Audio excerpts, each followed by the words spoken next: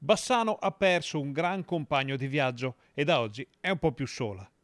La città e i suoi abitanti, il Ponte Vecchio, i suoi palazzi, i suoi libri, la sua storia perdono un figlio che ha dato tanto a tutti loro. Se n'è andato improvvisamente Gianberto Petoello, strappato all'affetto dei suoi cari e degli amici in una calda sera d'agosto. Petoello ha rappresentato per Bassano del Grappa un punto di riferimento imprescindibile per chiunque volesse avvicinarsi alla storia del territorio, della quale si è interessato in modo profondissimo e appassionato per tutta la vita e che aveva saputo tradurre in molti libri e volumi. Era un grande esperto della storia di Bassano, come si suol dire dalle origini ai giorni nostri, e aveva più volte contribuito con la sua scienza e la sua conoscenza ad aumentare il prestigio della città e dei suoi monumenti agli occhi del mondo.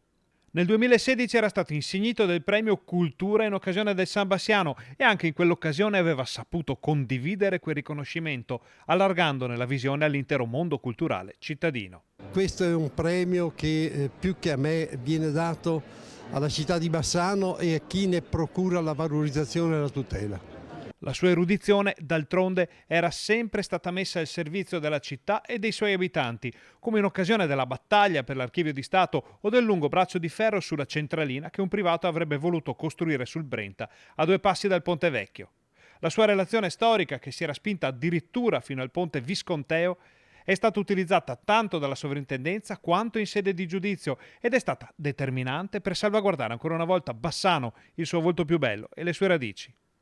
Petoello, che nella vita aveva anche ricoperto il ruolo di consigliere comunale, lascia nel dolore la moglie e la figlia, ma anche i tantissimi studenti del liceo da Ponte che hanno seguito le sue lezioni nel corso dei decenni, eppure i tanti amici con i quali amava parlare della sua Bassano fra i vicoli del centro storico. Solo qualche mese fa, nell'ottobre scorso, aveva accompagnato una scolaresca a scoprire le meraviglie della Bassano medievale direttamente sui luoghi in cui è stata costruita, pietra su pietra, mattone su mattone, la storia della città.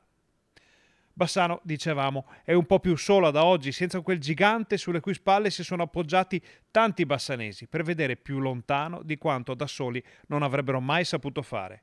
Ma se i bassanesi di oggi e di domani sapranno mettere a fuoco anche solo una porzione di quella vista sconfinata, allora la città sarà in buone mani per qualche tempo ancora.